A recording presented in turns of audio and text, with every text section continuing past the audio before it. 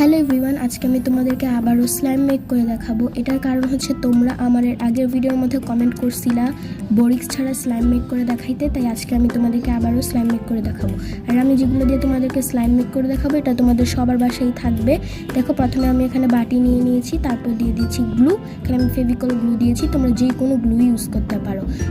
তারপর এখানে আমি দিয়ে দিয়েছি আমার ইচ্ছা মতো একটা কালার, তোমরা যে কোনো কালার দিতে পারো। তারপর আমি দিয়েছি শ্যাম্পু, এখানে আমি ডাব শ্যাম্পু দিয়েছি, তোমরা যে কোনো শ্যাম্পু দিতে পারো, এটা তোমাদের ইচ্ছা।